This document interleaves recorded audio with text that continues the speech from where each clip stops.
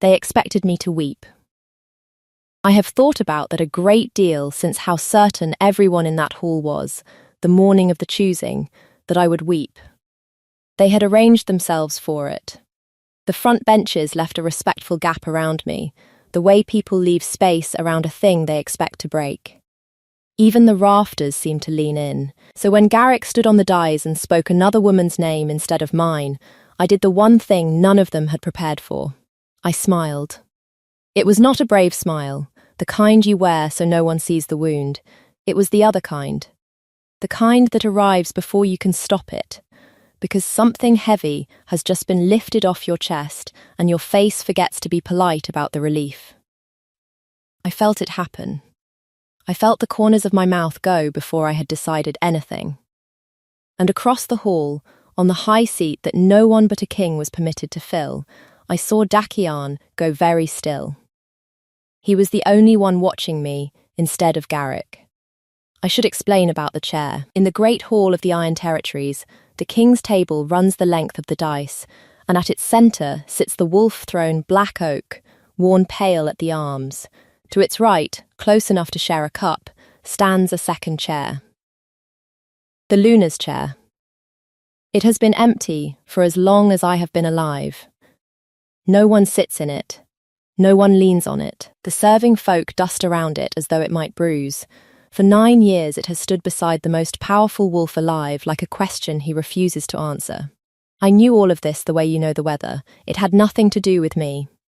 I was Ceres, third under the keep's healer, 23 years old, good with fever and bad with rank, and I had been promised like grain, like timber, like any other tribute owed up the chain of packs to Garrick of the Lofen, a vassal alpha with a thin pack and a thinner patience. That was the binding the choosing was meant to seal.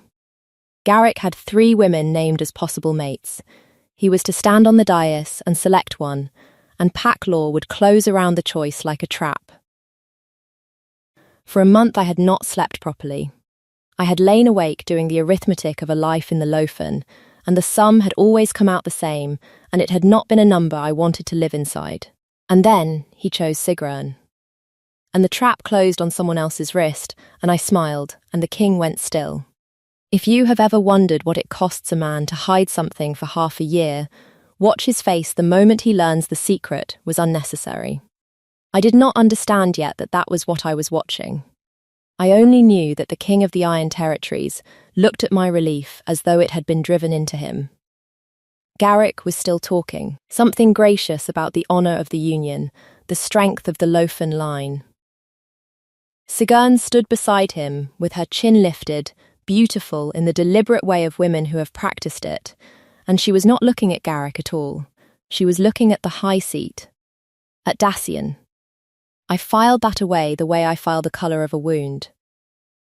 Afterward, in the press of the hall emptying, the old healer found me. Mistress Edda had hands like dried roots and no patience for ceremony. She took my chin and turned my face to the light from the high windows, studying me the way she studied a patient she suspected of lying about how much it hurt. "You smiled," she said. "I did." She let go of my chin. "Foolish girl." But she said it the way you'd say a blessing. I went back to the healer's quarters and ground willow bark until my arm ached, and I did not let myself think about the chair, or the stillness, or the fact that under my left sleeve, on the soft inside of my wrist, there was a mark the colour of moonlight that I had never told a living soul about. The mark had been there since the spring.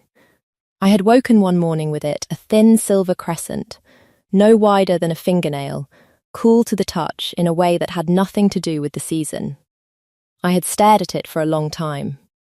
I am a healer. I know what a claiming mark looks like, the way I know what a fracture looks like under skin. I knew what it was. What I did not know was how it had come to be on the wrist of a girl who had never in her life been alone in a room with the man whose claim it had to be.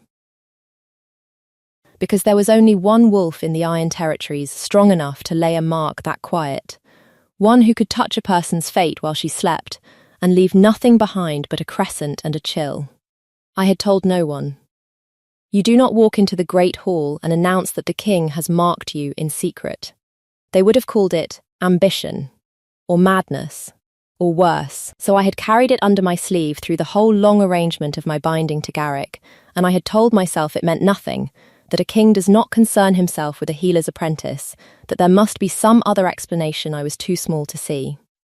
And then Garrick had chosen Sigrun, and the binding had dissolved like salt in water, and I had understood, standing in that hall with my face betraying me exactly why I was free. A lesser alpha cannot bind a woman already claimed by his king. Garrick had not chosen Sigrun over me. Garrick had not been allowed to choose me at all. The summons came 2 days later. Not from the king. From his better, a broad, tired man named Orin, who delivered it as though it embarrassed him. The king's library required someone with a healer's hand. A book had taken water damage. Certain pages had moulded. The steward thought a person who knew the difference between rot and rot might salvage what could be salvaged. It was the worst lie I have ever been told, and I have been told a great many by men trying to die quietly. The Library of the Iron Territories does not take water damage. It is the driest, warmest room in the keep, kept that way deliberately, because the king I would learn does not sleep well and reads instead. But I went. You do not refuse a summons, even a transparent one. The library was tall and amber-lit, the shelves climbing into shadow, the air thick with the smell of old vellum and beeswax and pine smoke. A long table held a single book, splayed open, and its pages were entirely insultingly dry. The king was standing at the far window with his back to me, and he did not turn around for a while. I had time to notice that he stood 3 full paces from the table, when one would have done that he had arranged the room so the width of it stayed between us. "You came," he said at last, to the window. "You sent a man to lie to me about a book." I set my satchel down. It seemed rude to make him do it twice. That turned him around. I had seen Dacian before, of course. Everyone had seen the king at the spring rites, at the judgments, a tall, dark presence at the centre of every room he entered, the kind of man whose stillness made other people loud. What I had not seen, until that moment, was the king uncertain. He looked at me the way a man looks at a debt he cannot find the bottom of. "The mark," he said. "So we were not going to pretend." "On my wrist," I said. "Yes, I assumed you knew. You put it there." Something moved in his jaw. "I had hoped," he said carefully, "that you had not noticed." I laughed. I did not mean to. It came out of me sharp and disbelieving, and entirely without permission. "You hoped a healer would not notice a claiming mark on her own arm. When you put it that way, it sounds unlikely. It sounds insane."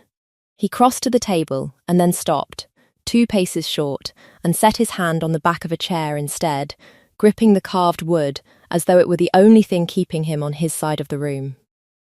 I noticed that. I have never stopped noticing the things his hands do when the rest of him is trying to behave. "I will explain," he said. "And then you may decide what you wish to do, and I will abide by it. That is the only honest thing I have to offer you, so I would like to do it properly." "All right." He told me, in the spring, when the tribute rolls had come up from the vassal packs, my name had been on the list bound for the Lofen. He had read it the way he read everything without much attention, a name among names. And his wolf had stopped him cold. "I had never met you," he said. "I want to be clear about that. I had seen you twice, perhaps, across a courtyard. I did not know your voice. By every law of how the bond is supposed to work, there was nothing there for it to recognise. His grip tightened on the chair, and it recognised you anyway, from a name on a list. I have ruled for 9 years, and I have never in my life been less in command of myself than I was the morning I read that you were to be sent to Garrick of the Lofen. So you marked me. Cold was gathering at the back of my neck, in my sleep, without asking. Yes, he did not look away from it, to his credit. It was the only thing I could do that Garrick could not undo. A king's claim cannot be overruled by a lesser alpha. The moment the mark was set, The binding to the lofen was void in everything but ceremony they simply had not been told yet. He breathed out. I marked you to keep you off that wagon, not to put you on a different one. I did not want a Luna I had purchased the way Garrick was purchasing you. So I told no one. I let the ceremony go forward, knowing Garrick's wolf would feel the claim the instant he tried to choose you and would turn aside without understanding why. He chose Sigrun. His wolf chose anyone but you. Sigrun was simply standing nearest. For the first time, something almost like a smile crossed his face, and then was gone. I had a speech prepared, you understand, for when you found out. I had imagined you furious, I had imagined tears, I had imagined you demanding I strike the mark off, and I had decided I would do it, if you asked, whatever it cost. He stopped. And then, he said, you smiled. The whole hall had been arranged for my grief, and I had stood up in the middle of it and been glad, and the one man who understood why had been watching. I have not slept since, Datian said simply. I keep returning to it. You were freed of a man you did not want, and your first thought was relief, and I cannot stop wondering whether the relief was at being free of him or at being claimed by me. I have not the faintest idea which, and I find I cannot bear not knowing, and I have run a kingdom for 9 years without once being unable to bear something. The cold at my neck had become something else entirely. I do not know either, I told him. It was the truth, and it was the only gift I had. Both, I think. I have not had time to take them apart. He nodded slowly, as though I had handed him something heavy, and he was deciding where to set it down. Then take your time, he said. The mark stays only as long as you want it. The chair stays empty as long as you want that too. I have grown used to an empty chair. A pause. I had not grown used to wanting it filled. That is new, that is entirely your doing, and I would thank you not to look so pleased about it. I had not realised I was smiling again. There it is, you see. That is the thing about him I keep failing to describe to people afterward. He is the most feared wolf in 4 territories, and around me he loses arguments to his own face. If you have made it this far, stay with me. What comes next is the part I still have not entirely made peace with, and I want to tell it properly. If her voice is one you would keep listening to, you know what the little bell does. I will wait. There, after that, the books began. There was never another lie about water damage. We had spent that one. Instead, Orin would arrive in the healer's quarters with some volume or other, and the wooden expression of a man who has been given an errand he intends to pretend is dignified. The king wished my opinion on a treatise on fevers. The king had found a passage on willow bark he believed to be in error. The king, it transpired, had a great many questions about willow bark for a man who had survived 9 years without asking a single one. I knew exactly what the books were. So did the court, who watched me carry them back across the courtyard each evening and adjusted their estimation of me by some careful, invisible degree. I did not mind being watched. I minded the willowbark fictions, a little, only because they were beneath him. You do not have to invent a reason, I told him one evening, returning the fever treatise to the library. He was at the window again, though he stood less far from me now 2 paces, where it had been 3. I had been counting. I am a healer, I count things. If you want me to come, you can simply send for me. I will come. He turned the page of the book in his hands without looking at it. And if you would rather not come, on an evening when I have invented no reason, you would have to refuse the king outright. I would not put you in that room. He set the book down too carefully. A fiction about willowbark, you can decline without it being treason.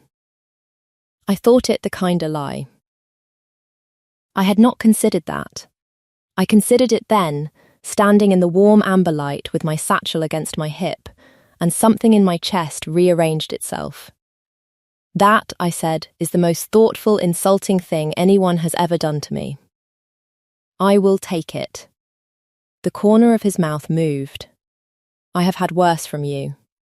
He had, by then. We had fallen into a way of talking that I have never managed with anyone else, a thing built mostly of what we did not finish saying.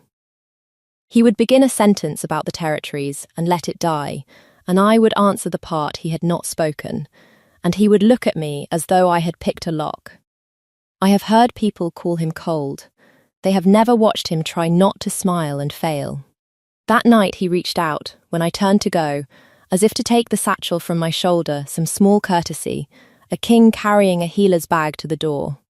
His hand came up and stopped, a breath short of the strap. He let it fall. Neither of us remarked on it, but I felt the space where his hand had not landed for the whole walk back across the dark courtyard, and I understood that the distance he kept was not coldness, and not even caution. It was the only way he knew to ask permission for a thing he had already, in the spring, taken without it. He would not close that space again until I closed it first. He had decided that somewhere, privately, and never told me, and I knew it anyway. That is the trouble with a man who keeps his promises in silence. You have to be paying attention, or you miss being loved entirely. I was paying attention. I should tell you about Sigrun, because Sigrun is the reason this is a story, and not simply a strange, slow autumn. She had wanted the chair. Not Garrick was a consolation, a thin alpha with a thin pack, the best she could grab when the thing she actually wanted slipped past her. What Sigrun had wanted, for years, was to fill the seat beside the wolf throne, and she had built her whole life around the certainty that no one else would. An empty chair is a kind of promise to a woman like that. It says, not yet, but possibly you. And then a healer's apprentice started carrying the king's library books back and forth across the courtyard, and the steward stopped pretending there had ever been a water-damaged volume, and the court began to do the arithmetic. She came to the healer's quarters herself. That was her first move, and it nearly worked, which is the part I think about. She came in the guise of a patient, a headache, she said, the kind that comes from too little sleep. I sat her down and felt her pulse and asked the questions you ask, and the whole time she watched my left sleeve. You wear that cuff laced very high, she observed, for someone who works with her hands. It keeps the willow bark out of the wound. Does it? She smiled. She had a lovely smile. I will give her that. There is a tincture, I am told, that lifts a claiming mark. Painful, but quick. A woman who found herself marked against her will by anyone, however highly placed, might want to know such a thing exists. For her freedom. She let the word sit. I could send some to you. Discreetly, one healer to another's apprentice. I understood her perfectly. If the mark were gone, the claim was gone. If the claim were gone, the chair was empty again, and the promise was alive again, and Sigrun could go back to building her life around it. That is generous, I said. But the mark is not against my will. It was the first time I had said it out loud, and it landed in me like a true thing finding its place. I watched her register that I had said it on purpose. She left without her tincture and without her headache, which had never existed, and 3 days later, a man I did not know put a powder in the willowbark stores, meant for the king's evening cup. That was her second move, and it would have worked, except that I am a healer, and willowbark does not smell of bitter almond, and I caught the wrongness with my nose before anyone caught it with their throat. I did not run to the king. I want to be honest about that, because it is the moment I am least proud of and most myself. I did not run to him. I gathered the tainted stores into a sealed jar, and I found the boy who had carried them, and I followed the thread of who had paid him, and only when I had the whole shape of it did I walk up to the high table during the evening meal uninvited, a healer's apprentice in a willowbark-stained apron, in front of the entire court, and set the jar down beside the king's untouched cup. The hall went quiet the way a forest goes quiet before weather. Do not drink tonight, I said. Just that to him, low. Then I turned to the table at large, and I found Sigrun's face, and I held it. Someone has been generous with the king's cup. I thought the king's healers should know what generosity smells like. I have replayed that moment more than I have replayed any other, and I still cannot tell you where the steadiness came from. My voice did not shake. I heard it leave me even and clear, and I did not recognize it as mine. Sigrun recovered beautifully. She always did. How dramatic, she said to the room. The apprentice imagines herself poisoned, or imagines herself important. It is so often the same disease in girls of her station. I imagine very little, I said. It is a flaw in me. I only know what is in front of me. And what is in front of me is a jar of bitter almond and a boy in the kitchen who can tell you who filled his hand with silver. It was the boy who broke. They always break. The ones who are paid. Loyalty bought is loyalty that runs the moment running is cheaper. By the time he had finished, the whole arithmetic of it lay on the table between the platters, and Sigrun's lovely composure had gone the grey of old ash. And the king had not moved. He had not risen, had not drawn breath to defend me, had not played the rescuer. He had watched me do it, his hand flat on the dark wood, and when it was finished he turned to his beta, and said only, Orin, see the Lady Sigrun to the south road, and see that the south road continues for as long as she does. Exile, in the dry language of kings. Then he looked at me. The whole court was watching, and he looked at me as though we were the only two people who had ever been in that hall, and he stood, and he pulled out the empty chair. The Luna's chair, pale at the arms, untouched for 9 years. Sit, he said. Not a command. The opposite of a command. I have never heard a man put so much asking into a single word. If you want to, only if you want to. I want you to understand what that chair meant. To sit in it, in front of the court, after the poison and the exile and the months of carrying his secret under my sleeve to sit in it, was to answer the question he had not been able to bear, not knowing. It was to take the relief apart, at last, and show him which half had been which. I crossed the dais. The cold came then. I had not expected the cold.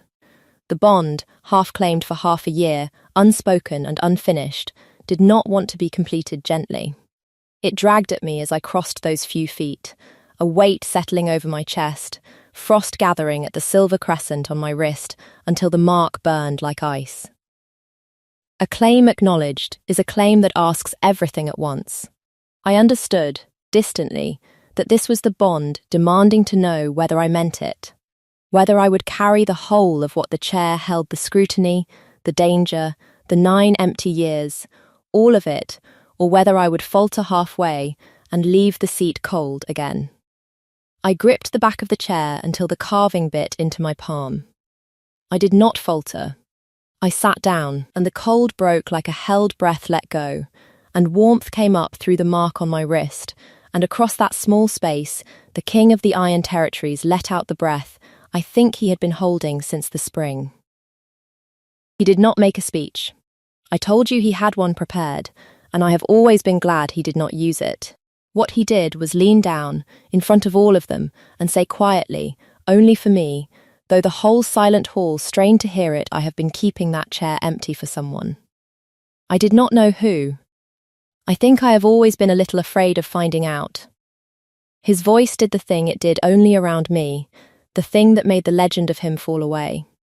It was you. It was always going to be you. I am sorry it took a poisoning, and your own 2 hands to make me say so. You could have simply asked me, I told him. I am the king of the Iron Territories. The corner of his mouth went. I do not know how to ask for things. I only know how to keep chairs empty and hope. He kissed me then. I will not try to describe it, except to say that something I had been holding shut for half a year came open, and that I understood, in the space of it, every empty chair and every quiet door and every book carried across a courtyard for no reason anyone would admit to. It was not the beginning of anything. It was the moment the thing that had already begun, in secret, in the spring, finally surfaced and let itself be seen. Then he straightened, and the court remembered how to breathe, and somewhere in the back someone began uncertainly, then less so to cheer. The fallout was not nothing. I want to be honest about that too, because the stories that end the moment the couple is happy have always struck me as cowardly. A king does not seat a healer's apprentice beside the wolf throne without consequence.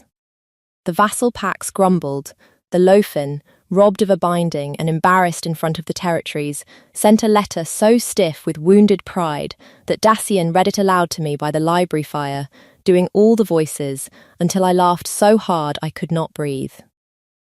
Garrick himself, to his credit, sent nothing and quietly married a Lofen woman who, I am told, leads him around by the nose and has made the thin pack considerably less thin.